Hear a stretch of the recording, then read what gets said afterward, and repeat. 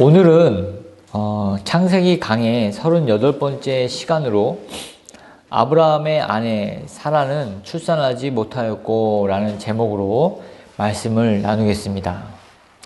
먼저 1절을 보겠습니다. 아브라함의 아내 사라는 출산하지 못하였고 그에게 한 여종이 있으니 애굽 사람이요 이름은 하갈이라. 16장의 주인공은 하갈이죠.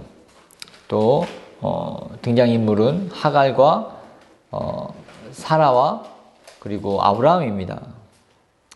16장 1절은 16장에 어떤 일이 일어날지에 대한 밑그림을 그려주고 있는 구절이라고 할 수 있겠습니다. 문제가 제기됩니다. 어떤 문제가 있습니까? 불임의 문제. 인간의 힘으로는 어찌할 수 없는 그런 문제를 제기되고 있습니다. 그리고 이 불임의 주인공은 아브라함의 아내 사레입니다.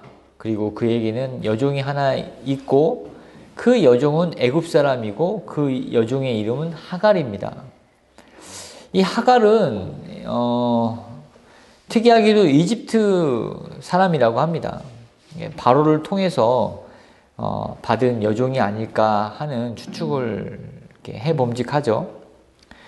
그리고 왕이 준 노예라면 이 왕궁에서 생활을 하지 않았겠습니까? 그래서 어느 정도의 어떤 지적인 그리고 또 교양의 어떤 수준을 갖고 있지 않았겠는가.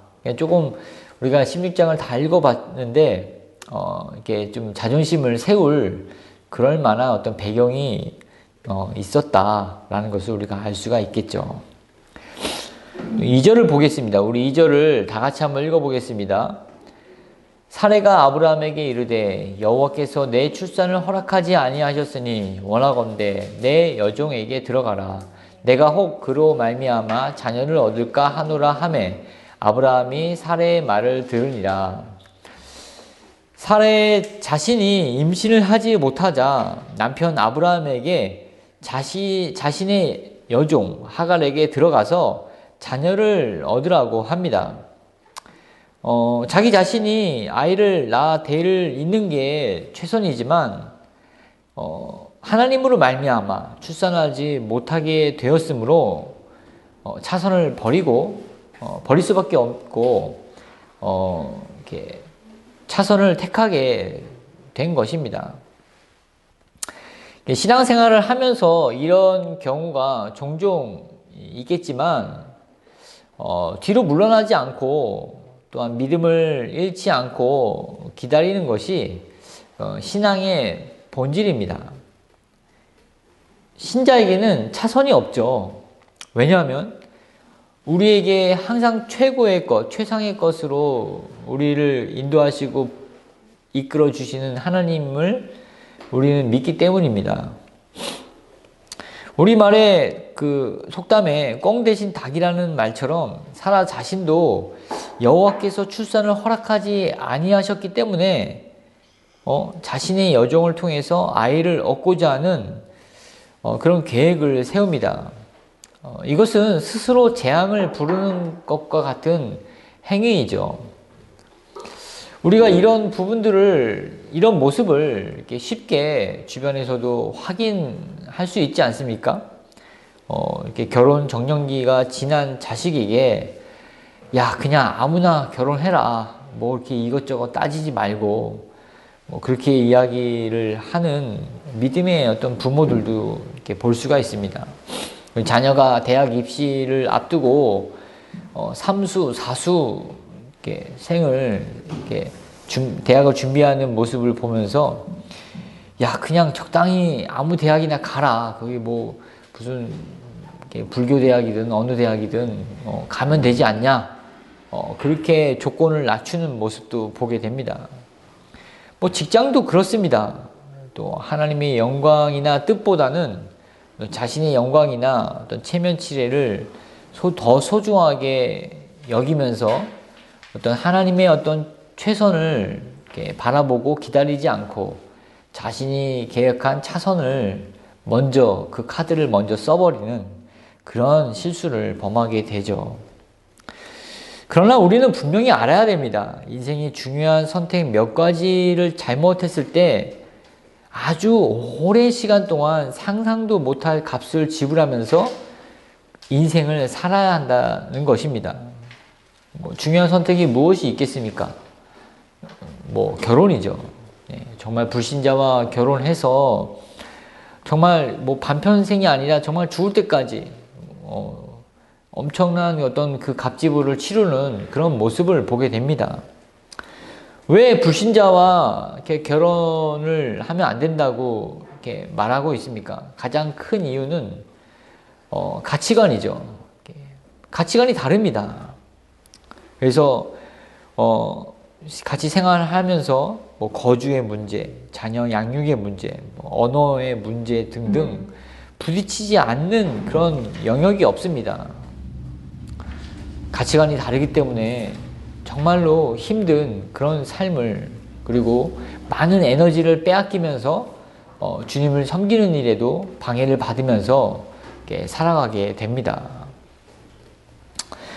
이렇듯 사라는 어떤 자신이 지금 이 일이 어떻게 전개될지는 전혀 생각하지 못하고 자신의 어떤 그 체면, 그런 어떤 부분들 때문에 차선을 선택하는 모습을 우리에게 보여주고 있습니다. 3절을 보겠습니다. 아브라함의 아내 사레가 그 여종 애굽 사람 하갈을 데려다가 그 남편 아브라함에게 첩으로 준 때는 아브라함이 가나안 땅에 거주한 지 10년 후였더라. 네. 또 다른 한편으로 이렇게도 생각할 수 있습니다. 우리 자신의 신앙을 방해하는 회방자는 멀리 있지 않다라는 것입니다. 아브라함에게 가장 가까운 사람이 누굽니까? 그렇죠. 사레죠.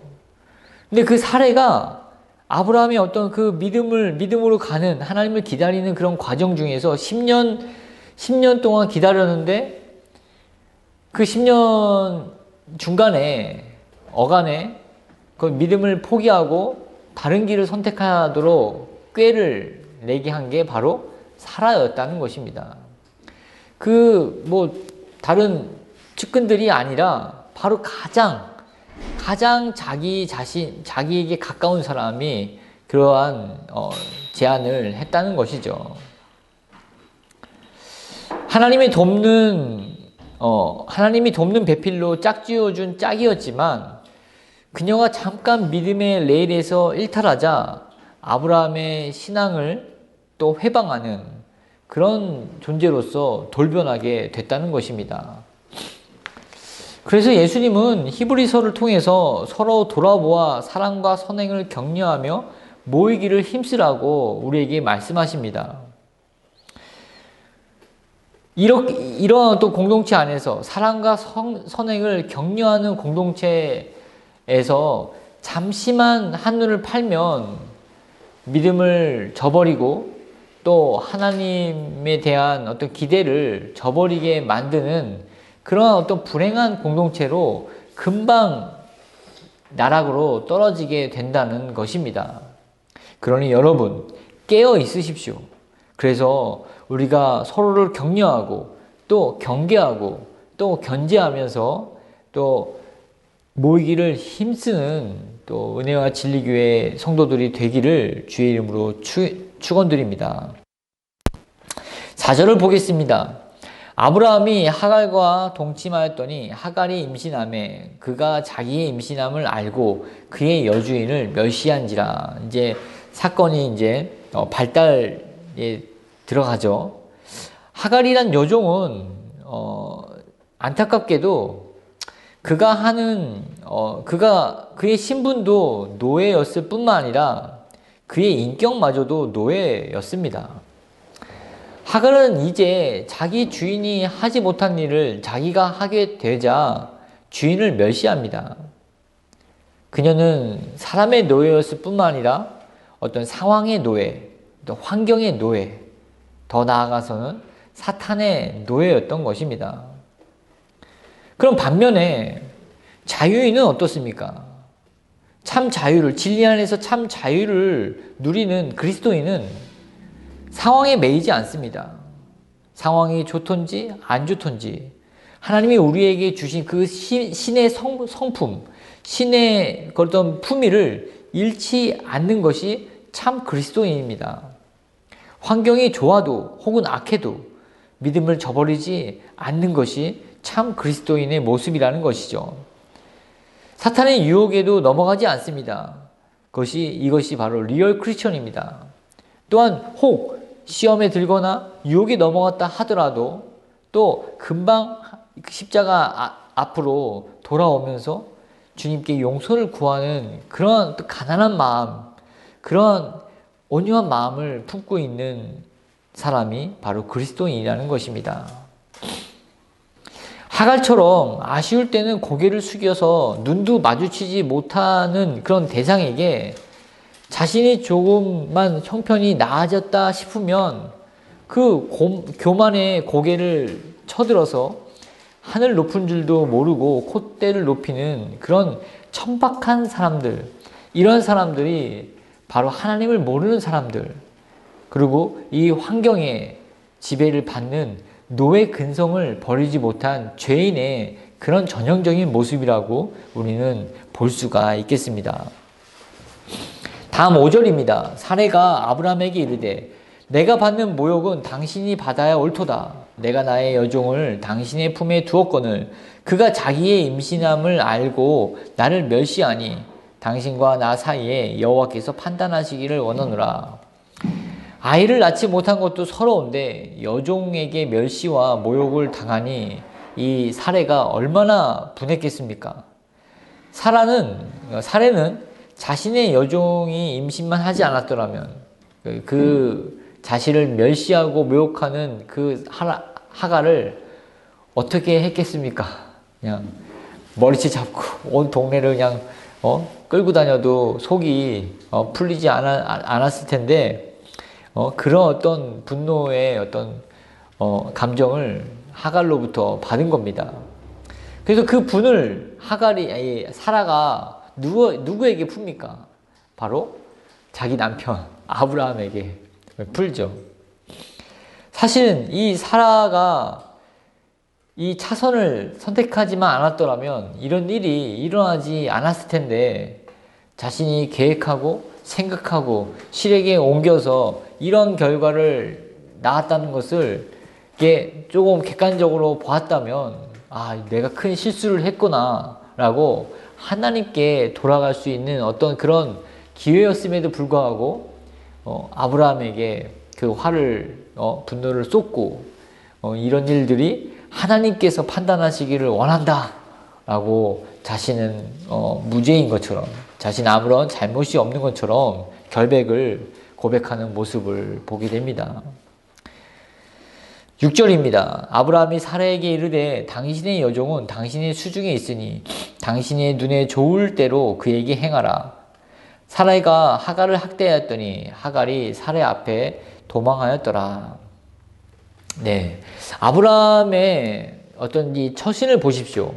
당신의 눈에 좋을 대로 그에게 행하라. 어떤 가정의 분란으로 흩어졌던 질서를 바로 잡고자 하는 그런 모습을 보게 됩니다. 그래도 전체의 어떤 가장으로서 사라를 높여주는 어떤 입장을 취하죠. 안주인으로서의 어떤 그 권위를 세워주고 당신의 종이니 당신의 눈에 좋을 대로 그에게 행하라 라고 합니다.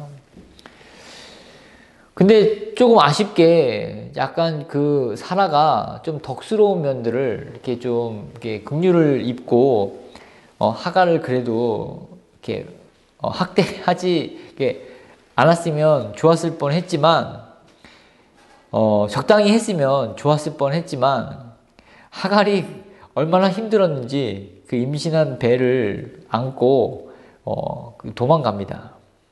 뜻하지 않은 상황이 펼쳐진 거죠. 사라가 하갈을 학대한 결과가 하갈이 집을 나가게 된 것입니다. 네. 다음 7절과 8절입니다. 여호와의 사자가 광야의 샘물 곁 곧 술길 샘에 샘 곁에서 그를 만나 이르되 사라의 여종 하가라 내가 어디서 왔으며 어디로 가느냐. 그가 이르되 나는 내 여주인 사레를 피하여 도망하나이다. 네. 도망가는 하갈 앞에 여호와의 사자가 나타납니다. 네. 7절에 광야의 샘물 곁 곧 술길 샘이라는 곳, 이게 술이라는 그런 지역은 그 이집트에 속해 있는 지역입니다. 방금 아까도 말씀드렸지만 하갈은 어디 출신이라고 성경에서 소개하고 있죠? 애굽이죠. 그러니까 이 술은 또 애굽에 속한 지방이니까 하갈은 바로 이런 자신이 어떤 힘든 일을 겪자 어디로 고향으로 이렇게 향하고 있었던 것입니다. 그런 중에 한 샘 곁에서 그를 만나게 됩니다. 광야를 지나고 있으니까 얼마나 힘들었겠습니까? 네, 마침 샘이 있어서 목도 축이고 힘든 몸도 쉬고 있었던 중에 여호와의 사자가 하갈을 찾아온 것이죠. 여호와의 사자가 그에게 먼저 꺼낸 말이 너무나 이렇게 지혜롭습니다. 한번 보십시오. 뭐라고 했습니까? 사라의 여종 하가라. 그냥 하가라라고 하지 않고 사라의 여종이라고 콕 집어서 하갈 자신이 어떠한 신분인지를 일깨워 줍니다. 이러한 부름은 자신의 주인에서 도망친 사라에게 부끄러움을 주었겠죠. 그리고 이미 자신의 신분을 알고 있는 여호와의 사자에게 어떤 거짓과 변명도 소용이 없음을 일깨워 주고 있는 그런 한마디였던 것입니다. 그리고 여호와의 사자는 다음과 같이 또 하갈에게 이야기합니다. 내가 어디서 왔으며 어디로 가느냐? 너의 주인을 모욕하고 멸시했냐? 그래도 도망치면 안 되지. 하는 어떤 시시콜콜한 어떤 질문을 모두 포괄하는 매우 지혜로운 질문입니다. 내가 어디서 왔으며 어디로 가느냐? 이런 질문을 받은 하갈은 본인을 보면서 내가 지금 어디로 왔으며 어디로 가고 있지? 라고 생각하게 만드는 매우 지혜로운 질문이라고 볼 수가 있겠습니다. 하갈은 숨기지 않고 솔직하게 대답합니다. 나는 내 여주인 사레를 피하여 도망하나이다. 그녀는 술길에서 하나님의 사자를 만났으므로 자기 고향 애굽으로 가는 길임을 알고 있었을 것이라 생각하고 이와 같이 대답합니다. 여기에 계신 분들도 지금 여호와의 사자가 하갈에게 물어본 그런 질문을 한번 스스로에게 해 보십시오. 나는 어디로 와서 어디로 가고 있는가? 나는 나의 주님, 나의 주인이신 여호와 하나님을 섬기고 있고 또 하나님께서 가라고 하는 곳으로 가고 있는가? 아니면 혹은 그를 피해서 다른 쪽으로 가고 있지는 않은가?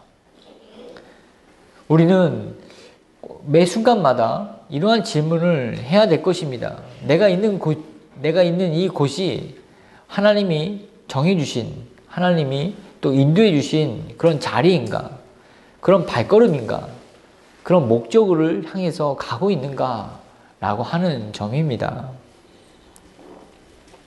이러한 질문을 통해서 또 하나님과 깊은 어떤 관계 안으로 또 삶을 또 재점검하시기를 또 바라겠습니다. 9절입니다. 여호와의 사자가 그에게 이르되 내 여주인에게로 들어가서 그 수하에 복종하라. 네. 단도직입적으로 짧고 굵게 이야기하죠. 내 여주인에게로 돌아가서 그 수하에 복종하라. 그 사례의 여종으로 있는 그 자리가 바로 너의 자리다. 이 말은 여호와의 사자가 하갈에게 겸손할 것을 명령하는 말입니다. 하갈은 임신이라는 사건을 통해서 자신을 높였습니다. 여주인을 멸시하고 모욕하는 그런 자리, 그런 자신이 어떤 더 나았다라는 그런 어떤 위치에 자신을 스스로 이렇게 올려놓은 것입니다. 그래서 다시 그 수하에 들어가서 복종하라는 것은 너가 겸손으로 허리를 띠띠우라고 하는 말과 같은 것이죠. 또한 여러분, 지금 하갈은 어떤 신분이죠? 노예죠. 근데 노예인데 그 앞에 수식어가 하나 더 붙게 되었죠. 어떤 노예입니까? 바로 도망친 노예. 여러분 잘 아시겠지만 우리 고대에 이 도망친 노예가 잡혀오면 그의 목숨을 주인이 뺏어간다 하더라도 그 주인은 면책이지 않습니까? 그럼에도 불구하고 이 여호와의 사자는 집으로 돌아가라고 권면하고 있습니다. 아마도 이런 아브라함이 다시 돌아오는 그런 하갈을 이렇게 너그럽게 맞아줄 것에 대한 전제를 하고 있다는 것을 우리는 간접적으로 알 수가 있습니다. 또 이런 부분들을 통해서 우리가 본다면 아브라함이 어떻게 해서 복의 통로가 되었는가? 그는 온유함과 너그러운 성품을 갖추고 있기 때문에 그런 하나님의 복의 통로가 되었다는 것을 우리는 또한 간접적으로 또 알 수 있게 되는 것입니다. 다음 10절과 11절 보겠습니다. 여호와의 사자가 또 그에게 이르되 내가 내 씨를 크게 번성하여 그 수가 많아 셀 수 없게 하리라. 11절 여호와의 사자가 또 그에게 이르되 내가 임신하였은즉 아들을 낳으리니 그 이름을 이스마엘이라 하라. 이는 여호와께서 내 고통을 들으셨음이니라. 네, 하갈의 태에서 나올 자녀에 대해서 하나님의 계획을 들려줍니다. 그 아이도 한 씨로서 크게 번성할 것이다. 그리고 셀 수 없이 많은 그런 자손으로 그렇게 번성하게 될 것이다. 네. 그리고 나서 여호와의 사자는 하갈에게 여호와께서 내 고통을 들으셨다라고 이야기를 합니다. 아마 이 여호와께서 내 고통을 들으셨다라고 하는 말에 하갈이 눈물을 왈칵 쏟지 않았을까라고 하는 장면을 좀 상상해 봅니다. 자기 고향 이집트를 떠나서 이방인의 주인을 섬기면서 얼마나 많은 고생을 했겠습니까? 또 임신 사건을 통해서 많은 가슴앓이를 했던 시간들, 오죽했으면 또 그의 주인을 도망쳐서 그 광야길을 임신한 상태에서 여인 홀로 광야길을 걸어간다라고 하는 것은 정말로 힘든 일이지 않았겠습니까? 노상에서 잠자리를 청하고 정말 어떤 식량이나 어떤 물을 공급받을 수 없는 그런 상황에서 얼마나 많은 고생을 했겠습니까? 이런 어떤 심령이 매우 가난한 상태에서 여호와께서 내 고통을 들으셨다라고 하는 말은 아마도 하갈에게 큰 위로를 받게 했을 것이라고 짐작해 봅니다. 이렇듯 하나님은 어떤 중심 인물뿐만 아니라 자신의 피조자들 모두를 돌아보시고 살피시고 또 이렇게 일반 은총으로서 돌보시는 그런 일들을 하고 계십니다. 지금은 이제 꽃들이 이제 만발이 피어나고 있는데 한 몇 주 전에 벚꽃과 목련이 활짝 피지 않았습니까? 우리 비태 어린이집 앞에 목련이 큰 목련이 있더라고요. 너무나 제가 이렇게 기다리면서 배를 누르고 이렇게 오른쪽으로 보면 큰 목련이 있었습니다. 근데 목련한테 배운 게 있어요. 하나님께 순종한다는 겁니다. 근데 너무 이쁜 어떤 공작새가 활짝 하얀 공작이 활짝 핀 것처럼 너무 이쁜 거예요. 근데 그 어떤 이렇게 아름다운 모습을 누구나 다 공개를 볼 수 있도록 이렇게 본다는 겁니다. 이게 펼쳐진다는 겁니다. 가리지 않았다는 것이죠. 하나님께 순종함으로써 내가 싫은 사람이든 좋은 사람이든 내가 보여주고 싶은 사람이나 보여주고 싶지 않은 사람이든 꽃을 피워서 자신의 아름다움을 다 보여주는 그 목련의 어떤 순종스러운 모습을 통해서 굉장히 저런 게 크리스찬이구나. 크리스찬이 저런 마음이어야 되겠구나 라고 하는 모습을 좀 보게 됩니다. 또한 이게 또 며칠 후에 또 비가 와서 목련의 잎사귀가 또 떨어뜨립니다. 또 그런 모습을 보면서 하나님이 정하신 때에 또 자신의 입술 떨구어서 그런 꽃을 지게 하는 그런 모습을 또 보았습니다.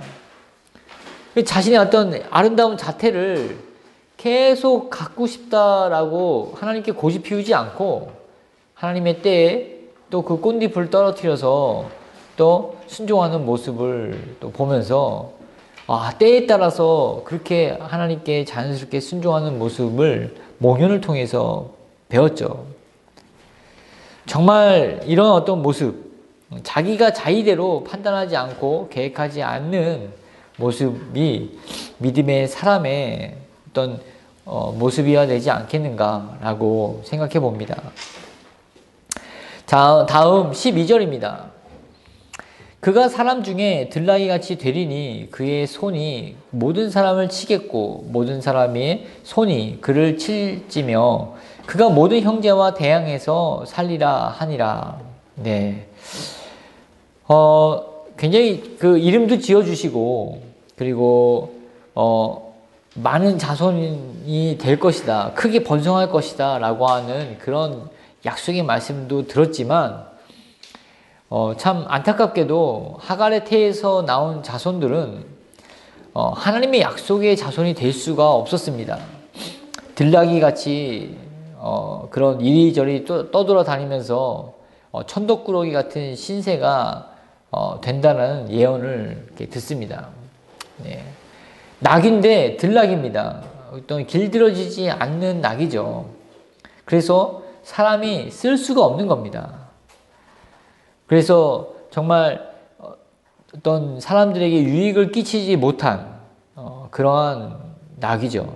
공격적이고 그리고 다른 어떤 짐승들도 그 들나귀를 공격하는 그런 모습을 보게 됩니다. 실제로 하갈의 자손들은 지금 이제 중동 지방 이슬람 국가를 위주로 한 그런 자손들이지 않습니까? 이러한 말씀이 성취되었다는 사실을 우리는 다시 한번 또 확인해 볼 수가 있겠습니다.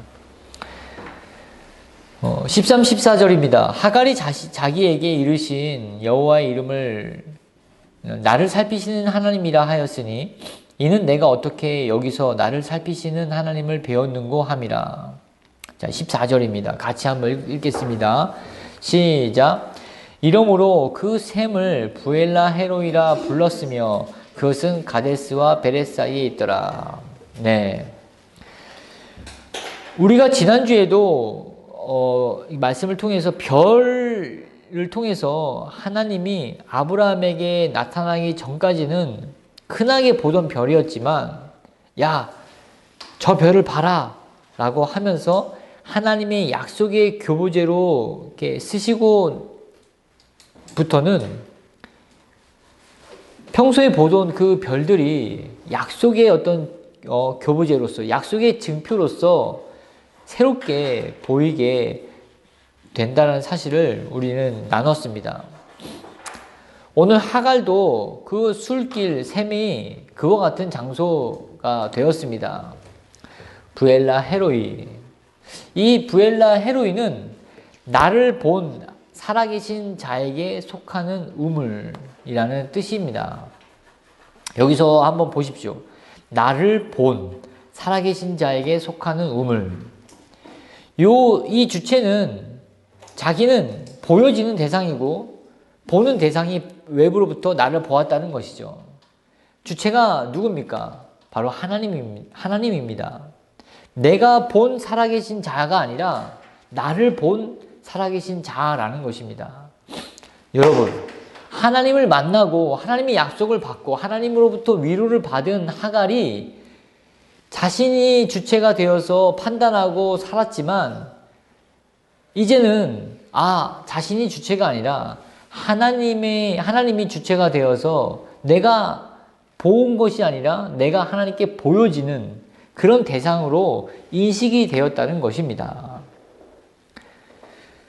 그래서 하갈은 부엘라 헤로이에서 만난 하나님을 통해서 자신의 인생의 방향을 돌렸습니다. 자신의 위치를 찾게 된 것이죠. 사람은 스스로 자신의 인생의 목적을 향해서 살아가지만 그 방향과 목적이 맞는지 틀린지 알지 못하면서 살아갑니다. 하나님께서 만나주시지 않으면 절대로 우리의 인생의 참 방향과 목적을 알 수가 없는 존재가 바로 인간입니다. 왜 그렇습니까? 바로 기준이 없기 때문입니다. 그러므로 하나님은 십자가라는 이정표를 우리에게 제시해 주시고 계십니다. 마치 하갈에게 그 터닝 포인트가 부엘라 헤로이라는 그런 지역이었던 것처럼 우리가 우리의 인생을 내 마음대로 내 계획대로 살다가 돌아와야 할 그런 이정표, 그런 터닝 포인트가 바로 십자가라는 것입니다. 우리가 길을 가면서 이정표를 보면서 목적에 맞게 가는지 아니면 틀린지를 또 우리가 가늠하지 않습니까? 이렇듯이 우리가 이 죄악으로 가는 그러한 길에서 다시 돌아올 수 있게 하는 참된 진리의 이정표는 바로 십자가라는 것입니다. 하갈은 자신에게 어려운 일을 당했을 때 하나님을 찾기보다 자신의 고향 이집트를 찾았습니다. 다윗도 사울에게 쫓기다 못해 이렇게 되면 내가 언젠가 사울의 손에 죽을 수 있겠구나 라고 하는 위기감이 들었을 때 자신의 원수인 블레셋으로 들어가서 숨어 지내지 않았습니까? 우리는 죄인이므로 내가 선택한 길이 맞으면 바른 길이고 또 이것이 옳은 길이라고 착각하기 쉽습니다. 잠언 14장 12절에 어떤 길은 사람의 보기에 바르나 필경은 사망의 길이니라 라고 우리에게 말씀하고 있지 않습니까? 여러분, 내가 보는 길, 내가 선택한 길, 그리고 남들이 어떤 소개하는, 남들에게 추천하고 있는 그런 길이 옳은 길인지 아닌지 우리가 알 수 있는 방법은 십자가를 통해서 하나님이 우리에게 보여주신 길만이 우리가 가야 할 참 길이라는 것입니다. 이 길은 좁은 길이고 헌신과 인내의 길이며 연단과 고난이 기다리는 길입니다. 쉽지 않습니다. 가시밭길입니다. 고난이 따라오고 희생이 따라오고 그리고 낙심할 수도 있습니다.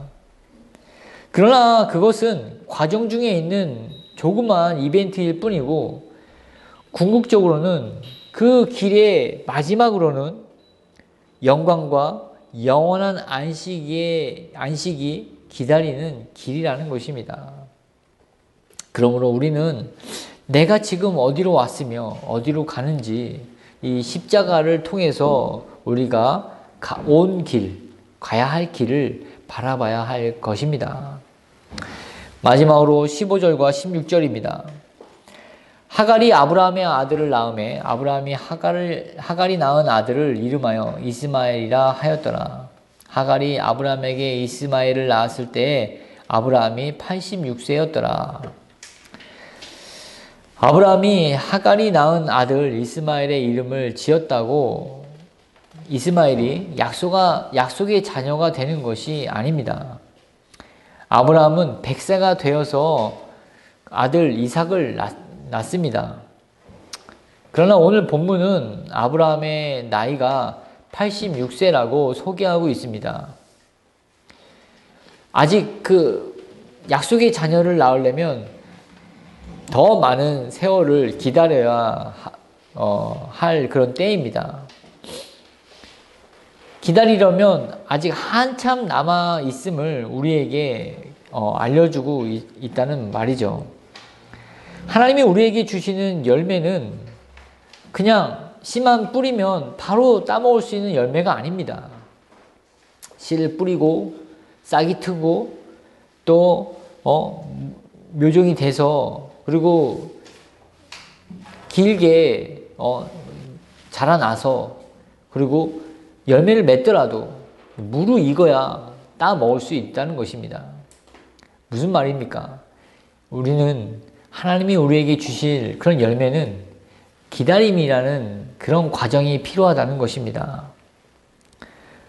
그래서 우리는 들리지 않아야 합니다. 속단하지 않아야 됩니다. 그리고 조급해하지 않아야 됩니다.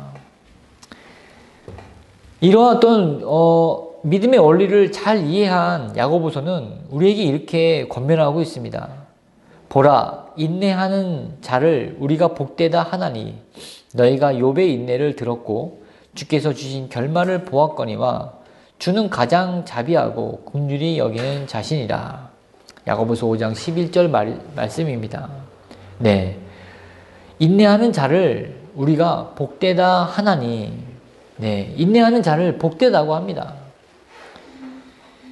그리고 그에게 하나님은 가장 자비하시고 긍휼하심을 베풀어 주신다고 또 소개하고 있습니다.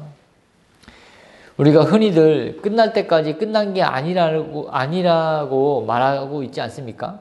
이런 말도 있지 않습니까?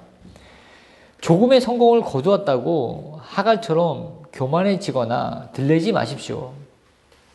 또한 남들보다 늦게 간다고 실망하거나 낙심하거나 좌절할 필요가 또 없습니다.